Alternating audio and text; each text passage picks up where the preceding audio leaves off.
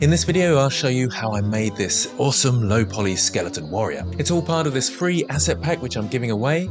It has 70 spooky Halloween assets that I've made over the previous years. So this asset pack keeps growing every year and you can use the assets in your games or scenes or maybe even 3D print them. All I ask is that if you do use them, then let me know because I love to see them being used. It gives me lots of joy. So make sure you tag me in social media if you do. So this video is an overview of the creation process with commentary and it's split into chapters for different parts of that creation process. The entire project took me 4 hours in total. I actually recorded the entire process, which is available to watch. Yes, all 4 hours if you're a channel member. You can even see all my mistakes. I left them in there and I talked through all the techniques that I use and why I use them. Also in the description, you'll see with each chapter, I've linked to a separate YouTube tutorial video of how I do the steps in a bit more detail. If you want more Halloween content, then check out my Halloween playlist. In there, you can find out how to make the pumpkins, the candles, the trees, and the cat, and all the stuff you see inside the asset pack. Okay, that's enough from me. Here's a rundown of the process of making this skeleton warrior. I decided to do the reference images in grease pencil. I thought that'd be interesting to try that out. And I've been working in grease pencil a fair bit. Got a grease pencil course on the way. And it was quite good. It's a useful tool and it's quite quick and easy. And you've got the sculpt tools as well, a bit like the warp tools in Photoshop, so you can easily move your creations around. Once that was set up, I made sure it was in a side and front view using reference lines and then went into sculpt mode straight away. Starting with an icosphere, I just fleshed out the skull. Fleshed out the skull doesn't make much sense, but built the skull and pulled around the shape until I was happy. Using the remesh tool, keeping it fairly low resolution or low face count. This is the second level of detail. You can see a little bit more detail in the skull there. I try and go not too detailed when I'm doing the sculpts because obviously I'm going to decimate them and turn them into low poly anyway. I just want to get the outline shape. Then I used the curve tool for the spine and I used an array along a curve and built just one of the vertebrae and then just repeated it, arrayed it along that curve. I made the curve solid just so I could see where it was. It's always a bit trickier than it seems, and I applied that in the end and then just reshaped and resized some of the vertebrae. And you can see me pulling them around here, and I put the chest in so I could kind of see where that was going to go. I'm kind of doing a combination of blocking out here and doing detailed versions. I add detail where I think I need it and low detail where I don't think I do. I tried doing a clavicle or a sort of big shoulder blade there, but that was the wrong size completely and didn't go with the references at all. And obviously I've got references on another screen. I'm not particularly good with bone anatomy, I'm better with muscle anatomy, but my main goal is always a representation of the bones. I don't want to model every single bone. I just want it to look like it's a skeleton rather than actually be a perfect skeleton. And that means making some of the bones a bit thicker. It kind of offers some flesh to them. It makes them seem more substantial. The bones in the fingers, for example, are very spindly and it would look a not very powerful skeleton. So I wanted it to look like an actual skeleton warrior that could hold a sword. So that meant fleshing out all the bones. I keep saying fleshing out, but bulking up all the bones. For this kind of blocking out phase, I'm mainly using subdivision surface modifiers unless it's sort of very simplistic, like the fingers, I just used simple cubes. But once I get to a certain point, then I start going in and sculpting them. At the moment, I'm just setting up the mirrors so they mirror across to the other side. Once I've set up those mirrors, then I will go into sculpt mode and start sculpting things to give them a bit more detail. So the chest here, you can see it was quite simplistic to start with, and I'm just doing basic digging in and making it look like there's bones there. But I want to keep it as one solid object, not loads of detail, so I just cut into it with the edge crease tool. Once I've sculpted, then I just add a decimate modifier to make it look low poly, and it works really quite nicely. Lots of people have been saying, well, if you use the decimate, then you've got really bad topology. That's kind of the point. It's a style that I like. It's that sort of faceted, hard edges and wonky looking low poly that just looks really interesting and creative. It's not a problem for animation, particularly for a skeleton, because you won't be bending these bones in any particular way. Perhaps the torso, you'll be doing a bit of that, or the spine bone, but it kind of works quite well. I guess it's not true low poly, of course. It's more a mid poly, but in terms of the style, it's very low poly It's got that flat edge look, which is quite iconic of low poly.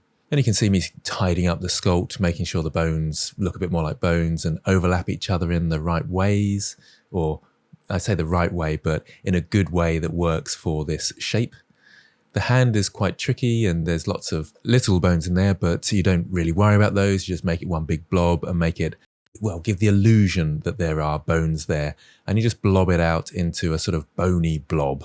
It kind of works as a sculpt, but when you actually decimate it, then it seems to just work as a shape. And it's, again, the outline that's all important. It's the shapes that are important, not the details. All the time I am trying to think about the actual shape of a real skeleton, but then turn it into something that I think has some bulk and character. The next stage is the clothing, or if you can call it clothing, these sort of rags. For the belt, I just used a cylinder and added a solidify modifier and then wrapped it around the hip bones. For the belt buckle, I kept it really simple and I started with a cube, but then I actually turned it into a plane and solidified it so I could easily model the basic shape. And then I applied that solidify and then added some details to it. But the details are very simple. You don't want to go too fine a detail. You kind of want to keep a consistency of detail with your characters most of the time. Especially low poly ones, you don't want a sudden area that's really high poly. It just doesn't seem to look right. So keep the general size of the polygons the same throughout and it will look balanced.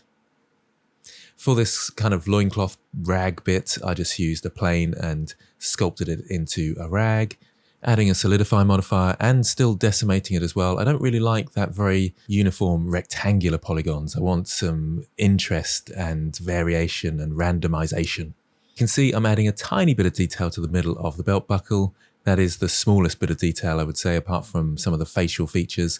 So that's about as fine as I go. For the armor or shoulder plate there, I really messed it up in terms of the shape. But it doesn't matter too much. You just delete faces, add them in, extrude them until you get the shape you want. So it's kind of like painting in a way. You just keep painting and working on it until you get what you're hoping for. That's why I often work with flat objects with a solidify modifier. Then I have less polygons that I need to edit and then later apply the solidify modifier and start just editing the structure very slightly.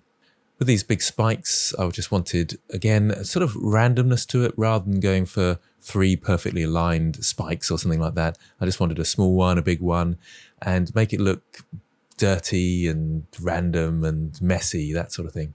I debated whether to put some sort of shoulder strap in because this skeleton could have the armor just kind of nailed to their bones, but I thought it would look more interesting with the strap. And I guess the chest is the weakest part because, again, it's just a big blob with the shape of bones in. So I copied the belt from the bottom, brought it up. I did add a shrink wrap modifier this time, so it kind of stuck to the chest and then expanded it out slightly. Then came the texturing phase. This is actually kind of texturing and unwrapping at the same time because you just end up with a texture atlas like this, and you can see that on the left-hand side there. And it's just got the colors, and you unwrap your shape, scale all those vertices down to 1 point, and then put them over the color you want for that object. This is a nice simple technique, but it is limited to the fact of your color palette that you've got or the texture atlas that you've got. So in some ways, I didn't need all those reds and purples and things on this palette, but it's a palette I'd already made for a different pack. But it did have enough on there that I could easily just move them around, experiment a little bit, and came up with, well, what we came up with. And you can see the textured model there, which I think is working quite nicely. I had made the axe in a different tutorial, so you can obviously check out that tutorial. I've got lots of tutorials specific to each area that I'm doing here. This area is the rigging stage with a rigify mesh. So it's the easiest way to rig because it's a pre-made humanoid rig that you can just position with the shape of your humanoid and then generate this really fantastic rig that's got all the IK and everything that you need.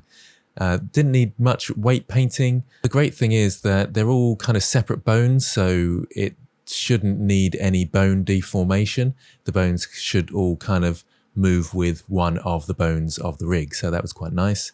I modified the axe shape slightly because I wanted it to look more rugged and damaged and grimy, that sort of thing. To hook the axe up to the rig, I just parented it to one of the bones, the hand bone basically, so it followed the hand around, and then it's just a case of posing the character.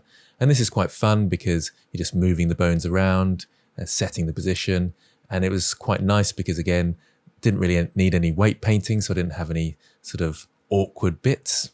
And I wanted just a really simple pose just to show off the character. They always look better when they're slightly posed than they do when they're just standing in an A-frame. I did add some shape keys to the belt because the hips were kind of poking through. So there's a couple of shape keys on there to stop that from happening. And then there's a bit of work on the lighting. I did have a problem with hooking up the eyes for some reason. I can't remember what the problem was, but it was an easy fix of just making sure they are attached to that head bone and giving the eyes a nice glow there, making it look evil, as of course, as we have to do, and some fun with the lights. Change the beam or the spread, the beam shape and the spread of the area lights. That's always quite fun because you can really direct them into a narrow channel. And obviously a strong backlight for horror gives it a really nice outline. Blue and red lights were kind of fun. I changed the materials slightly for the axe as well because I wanted that to kind of show up a little bit better. So the metal, I made it a lighter color so it could have a darker background. So there it is, the finished skeleton character. Let me know what you think, and if you've got any questions, then comment below. Thanks for watching, and I'll see you next time.